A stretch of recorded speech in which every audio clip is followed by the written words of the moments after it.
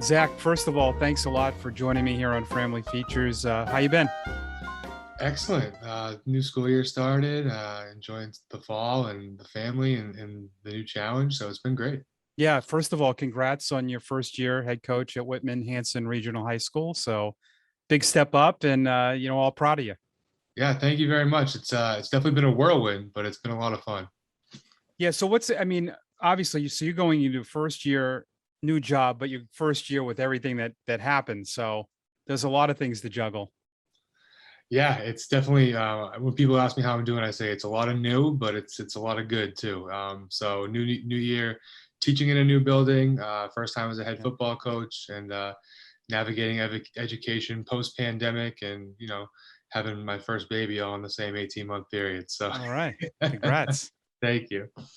What's it like though? I have to imagine if you're having a bad day or anything, and with your baby too as well. But the kids that you coach every day, I'm sure that they can change your mood, right, and make you happy. They really can. I all the time, and kids always say, "I could never be a teacher. How do you do this?" And I say, "Working with kids is so much better than working with adults. It really is because you see the development and the change and the learning and the genuine appreciation that so many of them have for the adults in their life, both their parents and their teachers and their counselors and just people that are there and show up and help show them the way." And I'm lucky enough, being of the age that I am, I've gotten to see kids graduate and come back, and kids move on and come back, and the perspective of, wow, like, that was really worth it. We really appreciate what you did. It's just so awesome. And you're so right. One great experience at practice or in an English class can really just totally shift your day and make it so much better. I really during the pandemic felt for the kids more because for all of us that already went to college and high school, we didn't miss anything, and they had to miss some stuff. Which, if we think back to when we were that age, that would have been the end of the world. Mhm. It really is. And this senior class, I had this conversation with a colleague today. They haven't had a normal year of school since they were freshmen. Wow. So and it's not to compare the experiences of anyone, but the class of 2020 missed out in the last 3 or 4 months of their year. Class of 2021, their senior year was a little bit messed up, but this group right now, they've had since halfway through their sophomore year, nothing has been normal or regular. And trying to navigate that, the resilience and the ability to face adversity those kids have, and still to show up and smile every day, it's Yeah. truly inspiring. Sure, you had some adversity when you were going through college, but what did Framingham State do that really helped you, gave you the tools to be where you are now? Framingham State just it really connected me with so many people that put me on the right track of where I wanted to be. I transferred in there as a sophomore. I had a couple friends from high school who had gone there. They really enjoyed the experience. It was where I wanted to be location wise, and just working in the communication arts department. The professors there pushed me to not be so narrow minded and focused on one career path or one way out of here. It was more about becoming a well rounded person who was able to do a lot of different things. And that combined with the proximity to Ashland High School, which is where I got my start coaching, Nice. underneath Andrew McKay, who coached at Framingham State as well. Um, that combination of being tasked to think outside the box and push myself, along with the proximity to a place where I met some great people that pushed me towards teaching and coaching, it really set me up that when I got into teaching, I'm not a great mathematician. I'm not super into science. There was no subject that drew me, but the ability to do different things and work with different people like I did through communications and my theater classes and my visual arts classes, prepared me really, really well to go into special education because I was working in so many different places with so many different people, and the positive relationships I had with professors and students. And I was on the phone the other day with a classmate of mine because he's thinking about switching to being a special ed teacher. We talked for like 30 minutes about it, and I haven't seen him in 6 years, but it was like being on the hill again, which is pretty cool. It's great what you did because as a teacher, wouldn't it be obvious to take communication courses, but that's probably not the normal path.